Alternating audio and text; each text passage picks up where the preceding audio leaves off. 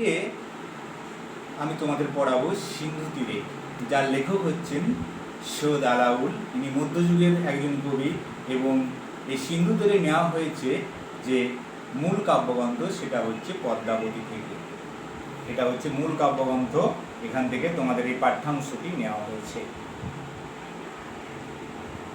দেখো কবিতাটি কিভাবে শুরু হয়েছে।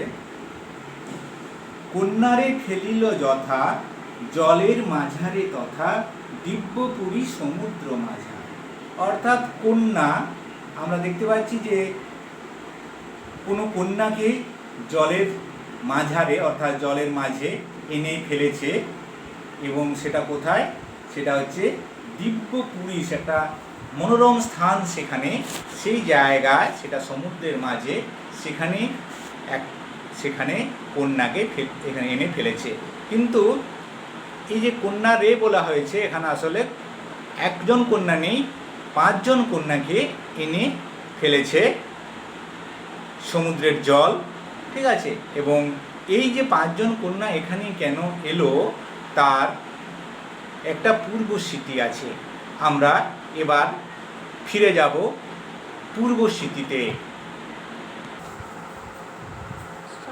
অর্থাৎ এই যে দিব্যপুরী, এই দিব্যপুরীতে এই 5 জন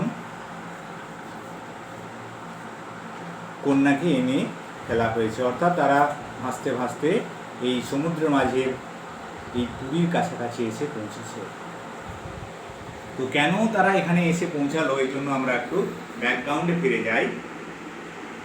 সিংহল রাজা গন্ধর্ব সেনের কন্যা পদ্মাবতী তার নাম। সে এক অপূর্ব সুন্দরী রমণী ছিল। তার এক অতি প্রিয় সুখ পাখির নাম ছিল হীরামণি। তার যে সুখ পাখিটি, সে হচ্ছে হীরামণি। এই যে হীরামণি খুব বিচক্ষণ একটা পাখি ছিল, এবং হীরামণির সংস্পর্শে যাতে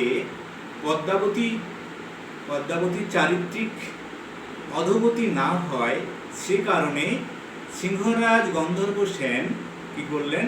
পাখিটিকে হত্যা করতে নির্দেশ দিলেন। হীরামণি, সেটা আসলে পাখি, কোনো ক্রমে সেখান থেকে পালিয়ে যায়।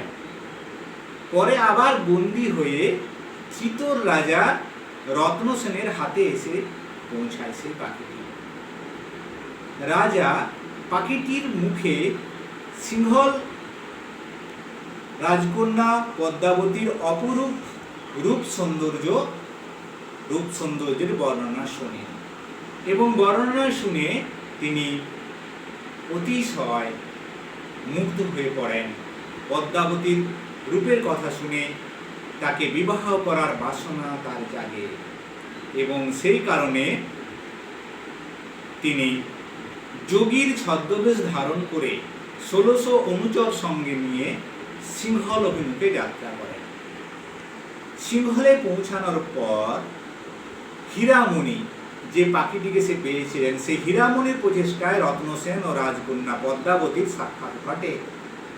রত্নসেন পদ্মাবতীর রূপ দর্শনে অভিভূত হয়ে পড়ে অচেতন হয়ে মাটিতে লুটিয়ে পড়ে। চেতনা ফিরে পেলে তাকে শুলে চড়িয়ে, যেহেতু সে বিনা পারমিশনে, বিনা অধিকারে দেশে ঢুকেছে, সেজন্য তাকে মৃত্যুদণ্ড দেওয়া হয়। কারাগারে রাজা গন্ধর্ব সেন এবার সেই যোগী, যে শক্তিশালী চিতোর রাজ্যের রাজা, সেই পরিচয়টা পায়, এবং পরিচয় পাওয়ার সঙ্গে সঙ্গে তিনি রত্নসেনকে মুক্ত করেন এবং নিজ কন্যার সঙ্গে রত্নসেনের বিবাহ করেন। রাজা রত্নসেন, তার ইচ্ছা পূরণ হয় এবং তিনি বিবাহ করে 1 বছর সেখানে কাটিয়ে এবার নিজের রাজ্য চিতোরের উদ্দেশ্যে সমুদ্র পথে রওনা দেন। সমুদ্র পথে আসার সময় সমুদ্র রাজা রত্নসেনের প্রতি অসন্তুষ্ট হন এবং সেই কারণে রাজা রত্নসেন যাতে বিপদে পড়ে সেই চেষ্টা করতে থাকেন। যখন তাদের নৌকা মাঝ দরিয়ে অর্থাৎ মাঝ সমুদ্রে ছিল, এমন সময় প্রচণ্ড ঝড় ওঠে এবং নৌকা ডুবে যায়। তখন রাজা রত্নসেন সামনে একটি ভেলা ভেসে যেতে দেখে তার স্ত্রী পদ্মাবতী এবং তার সঙ্গে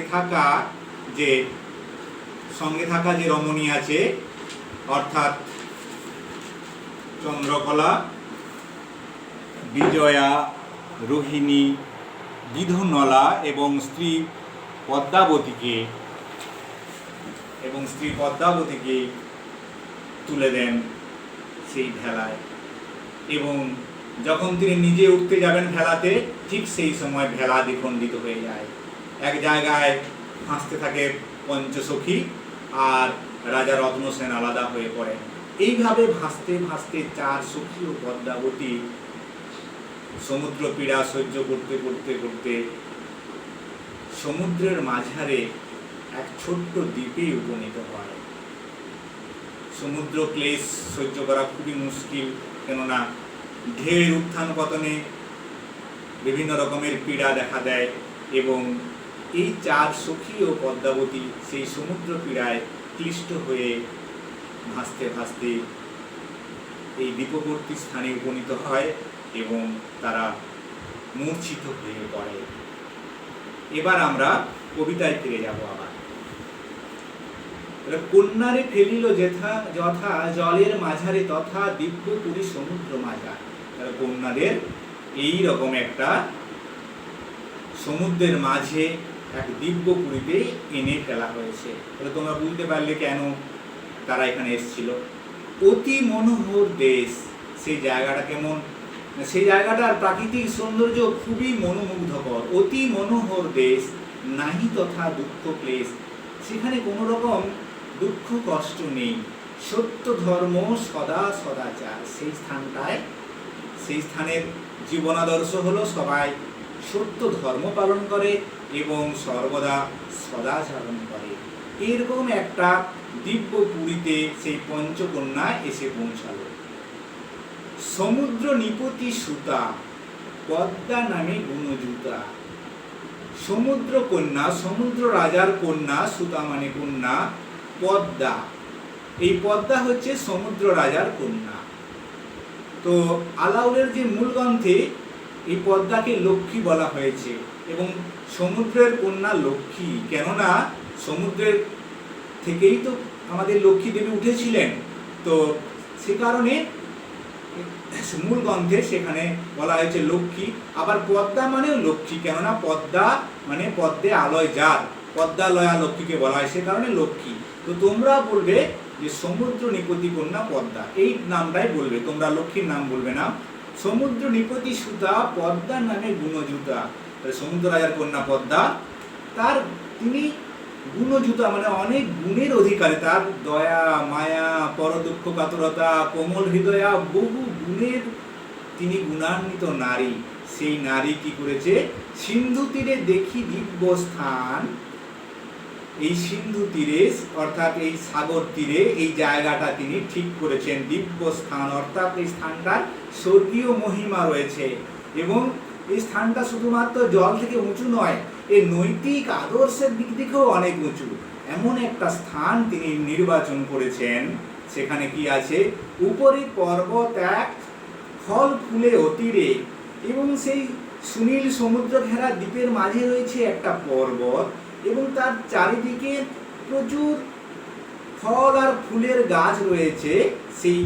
সেরকম একটা জায়গা তিনি নির্বাচিত করেছেন এবং সেই পর্বতের পাশে সেই অতিরিক্ত ফল ফুল যুক্ত একটা উদ্যান রয়েছে। সেখানে কি রয়েছে দেখো, সেই উদ্যানে নানা পুষ্প মনোহর সুগন্ধি সৌরভতর, বাগানে রয়েছে নানান সুগন্ধি ফুল এবং নানা ফল বৃক্ষ সুলক্ষণ। এছাড়া ফুল তো রয়েছে, এছাড়া সাথে ও গুণে উৎকৃষ্ট নানা ফলের গাছ রয়েছে, সেরকম একটা স্থানে তাহাতে বিচিত্র টঙ্গী, তাহাতে সেই বৃষ্টিনন্দিত টঙ্গী অর্থাৎ প্রাসাদ নির্মাণ করেছে। সেই প্রাসাদ কি করেছে? হেমরত্নে নানা রঙ্গী, তার সারা অঙ্গে হেম রত্ন, হেম মানে সোনা, অর্থাৎ সোনা ও মণিমুক্তা দিয়ে সেই বাড়িটা নির্মাণ করা হয়েছে। তথা কন্যা থাকে সর্বক্ষণ, সেখানেই সেই কন্যা সব সময় থাকে, পিতৃপুরীতে থাকে, বাকিটা সময় সেই বিচিত্র টঙ্গী ঘরে তার অধিষ্ঠান। পদ্মাবতীর অর্থাৎ সমুদ্রকন্যা পদ্মার যে জায়গাটি তিনি নির্বাচন করেছেন তার উদ্যানের জন্য, সেখানে কিন্তু তার সৌখী রুচিবোধের পরিচয় পাওয়া যায়। আর যেভাবে ফুল ও ফলের গাছ রয়েছে তাতে কিন্তু তার উদ্যান প্রীতির পরিচয় মেলে। পিতৃপুরে ছিল নিশি, নানা সুখে খেলি হাসি। অর্থাৎ সমুদ্রকন্যা পদ্মা, যার আসল যিনি লক্ষ্মী, তোমরা পদ্মা বলেই বলবে, সমুদ্রকন্যা পদ্মা যিনি পিতৃপুরে ছিল নিশি, অর্থাৎ পিতৃপুরীতে রাত্রেবেলা অবস্থান করেছিল, নানা সুখে খেলি হাসি। এই মধ্যযুগের কাব্যগুলোতে এই সখী ব্যাপারটা আছে, অর্থাৎ রাজকন্যারা বিভিন্ন সখীদের সঙ্গে থাকতেন এবং তারা আনন্দে উৎসবে তাদের সময়টা কেটে যেত। ঠিক সেই রকমই পিতৃপুরে সে অবস্থান যখন করছিল, নানা সুখে খেলি হাসি, যদি হইল সময় প্রত্যুষ। তারপর সকাল হয়ে গেল যখন, তখন কি হলো তার বর্ণনার লেখক এবার দিচ্ছেন। তাহলে পিতৃপুরীতে তার রাত্রি যাপনের পর, বিভিন্নভাবে সময় কাটানোর পর সকাল হতে তিনি কি দেখলেন, তার কি অবস্থা হলো, সেই প্রসঙ্গে আমরা আসি। সখীগণ করি সঙ্গে, এই দেখো সঙ্গে তার সখীরা রয়েছে, সমুদ্রকন্যা পদ্মার সখীরা সঙ্গে রয়েছে। সখীগণ করি সঙ্গে আসিতে উদ্যান রঙ্গে, উদ্যানে আসবেন। উদ্যানটা কোথায়?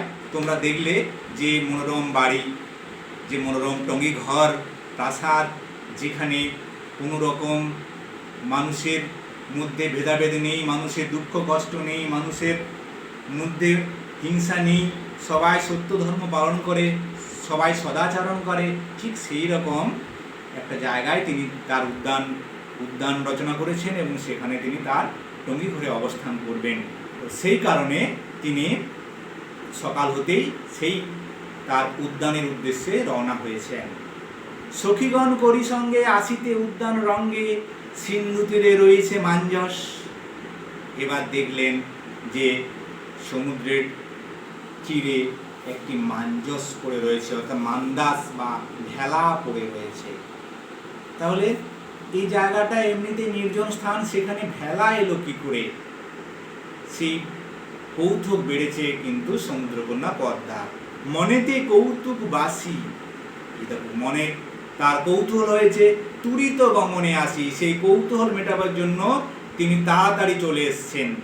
দেখে চারি সখী চারিদিকে, দেখে চারজন সখী চারদিকে পড়ে আছে। তাহলে এই চারজন সখী কে কে?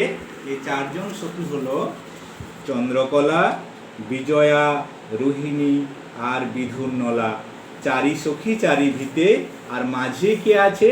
মাঝে আছে পদ্মাবতী। কি বলছে দেখো, দেখে চারি সখী চারি ভিত, মধ্যে যে কন্যাখানি, মাঝে যে আছে, চারজনের মাঝে যে আছে, মধ্যে যে কন্যাখানি, রূপে অতি রম্ভা যিনি, যে কাকে জয়লাভ করে?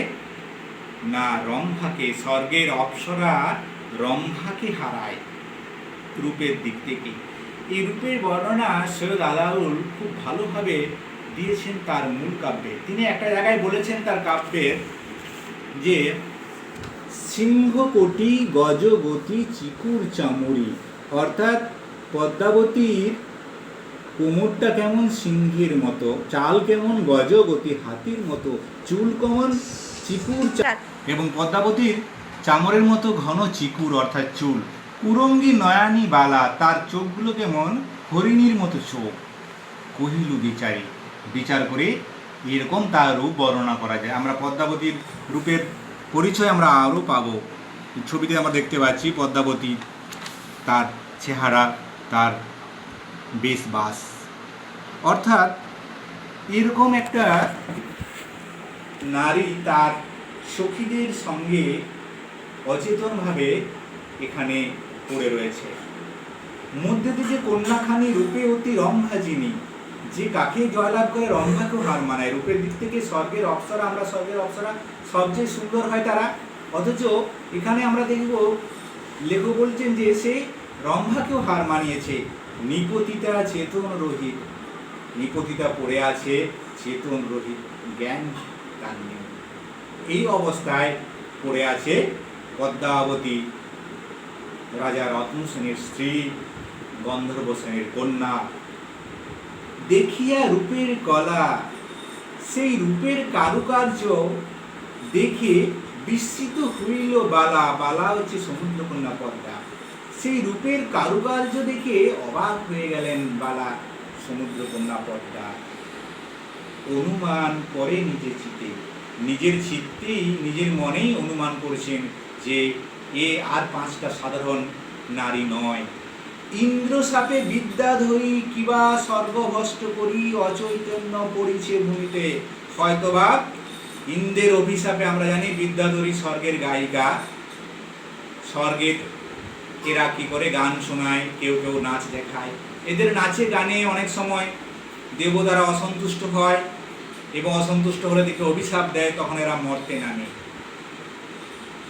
সমুদ্রকন্যা পদ্মা ভেবেছেন হয়তোবা যে ইন্দ্রের অভিশাপে বিদ্যাধরী নেমে এসছে মর্তে, তাই বলছে ইন্দ্র সাপে বিদ্যাধরী কিবা সর্বভষ্ট করি, অচৈতন্য পড়িছে ভূমিতে।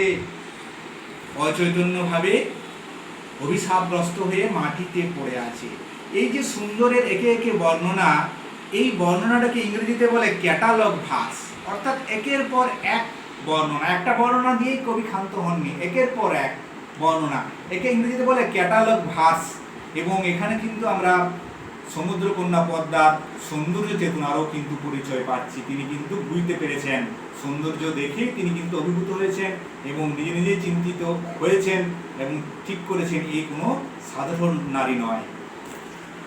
ব্যাকত দেখিয়ে আঁখি, আঁখি কিন্তু ব্যক্ত আছে, অর্থাৎ আঁখি খোলা আছে, চোখ খোলা আছে, চোখ যেন ঠিকরে বেরিয়ে এসছে।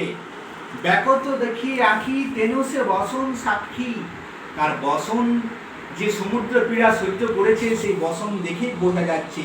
ব্যথানিত হয়েছে কেশ বেশ, বিস্থানিত হয়ে পড়েছে কেশ আর বেশ, অর্থাৎ তার কেশ দাম আর পোশাক আশাক কিন্তু আলুথালু হয়ে পড়েছে।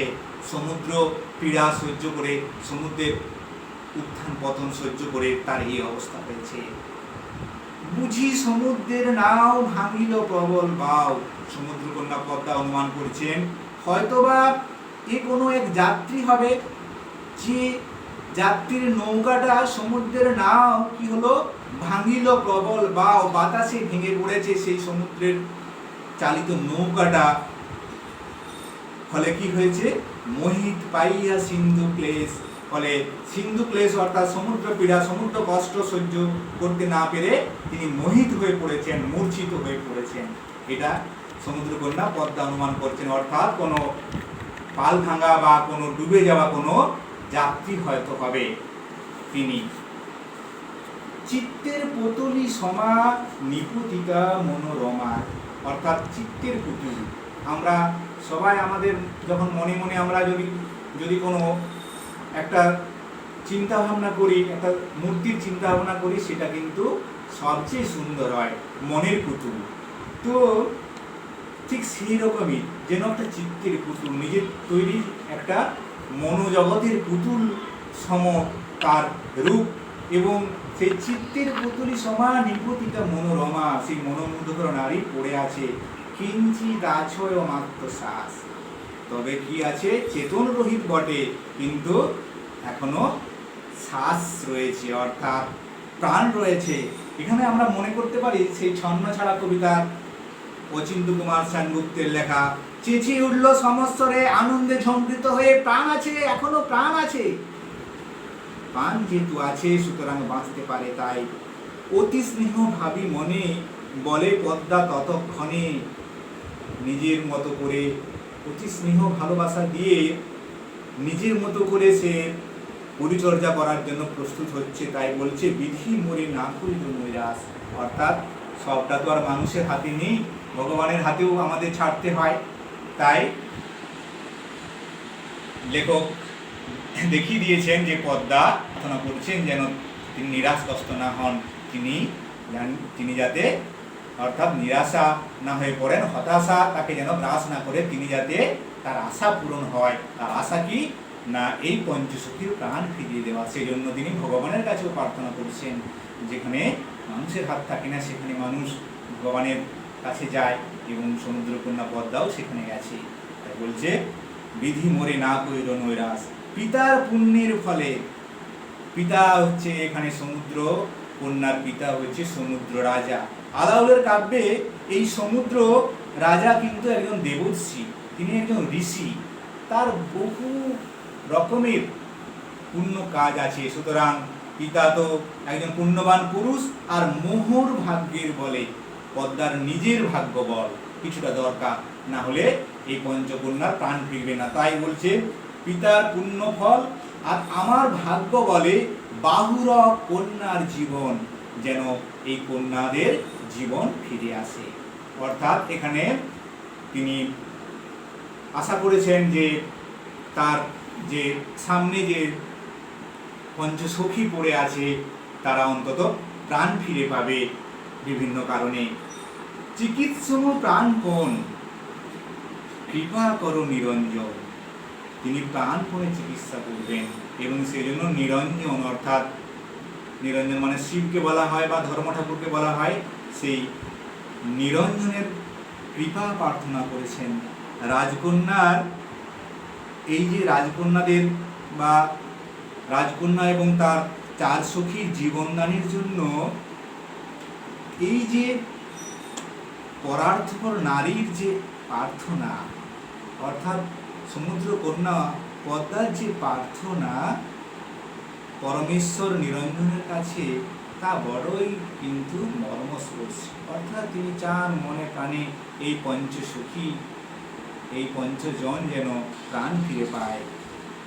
চিকিৎসক প্রাণপণ কৃপা করো নিরঞ্জন, দুঃখিনীরে করিয়া শরণ, অর্থাৎ এই দুঃখিনীকে যেন প্রাণ ফিরিয়ে দেওয়া হয়, এটা তিনি প্রার্থনা করছেন ধর্ম ঠাকুর বা ইষ্ট দেবতার কাছে। সখী সবে আজ্ঞা দিল, উদ্যানের মাঝে নিল। সমুদ্রকন্যা পদ্মা তার যে সঙ্গে সখীরা ছিল তাদেরকে সবাইকে বলল যে নিয়ে যাও কোথায়, সেই উদ্যানের মাঝে, অর্থাৎ তার সেই স্থান যে দিব্যপুরী, সেখানে তাকে সহ তার চার সখী এবং পদ্মাবতীকে নিয়ে যাও। সখী সবে আজ্ঞা দিল, উদ্যানের মাঝে নিল, পঞ্চজনে বসনে ঢাকিয়া। অর্থাৎ কিন্তু এখানে আমরা দেখতে পাবো যে সেই পাঁচজনকে বসনে ঢাকিয়া, অর্থাৎ তাদের কাপড় জামা ভিজে গিয়েছিল সেগুলো পাল্টে শুকনো বস্ত্র ঢেকে তাদেরকে নিয়ে যাওয়া হলো উদ্যানে।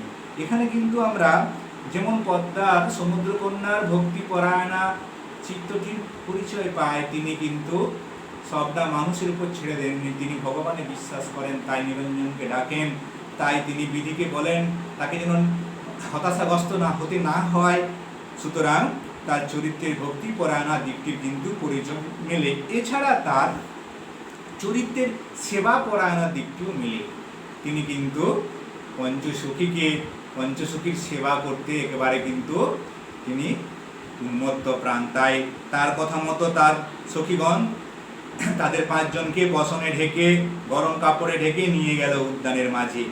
অগ্নি জ্বালি ছেকে গাও, জলে ভেজা শরীর তো ঠান্ডা হয়ে গেছে, তাই প্রথম ও প্রধান ওষুধ হচ্ছে আগুন। সেই আগুন দিয়ে সে আগুনের উষ্ণতাকে তাদের সারা অঙ্গ স্পর্শ করছে। অগ্নি জ্বালি ছেঁকে গাও, কেহ শিরে কেহ পাও, অর্থাৎ সেঁক দেওয়া হচ্ছে, সেই আগুনের সেঁক দেওয়া হচ্ছে কোথায়, গায়ে, মাথায়, কেউ পায়ে, সবাই মিলে তাদের শরীরগুলো গরম করার চেষ্টা করা হচ্ছে। শুধু কি তাই, তন্ত্রে মন্ত্রে মোহনসুদি দেয়া, গরম সেঁক চলছে, তার সঙ্গে চলছে তন্ত্র মন্ত্র আর মোহৌষধ, অর্থাৎ কিছু ঔষধও প্রয়োগ করা হচ্ছে। এইভাবে সেঁক, তন্ত্র মন্ত্র আর মহুষধ দিয়ে সেই পঞ্চসখীর প্রাণ ফেরানোর প্রাণপণ চেষ্টা করছে সমুদ্রকন্যা পদ্মা এবং তার সখীবৃন্দ। দণ্ডচারী এই মতে এইভাবে 4 দণ্ড, 24 মিনিটে 1 দণ্ড হয়, অর্থাৎ 4 24 96 মিনিট, এইভাবে 4 দণ্ড এইভাবে চিকিৎসা করতে করতে পঞ্চকন্যা পাইল চেতন। সেই পঞ্চকন্যা চেতনা ফিরে পেল। তাহলে এই পঞ্চকন্যা কে কে? এই পঞ্চকন্যা হলো চন্দ্রকলা, বিজয়া, রোহিণী, বিধন্নলা এবং অবশ্যই পদ্মাবতী।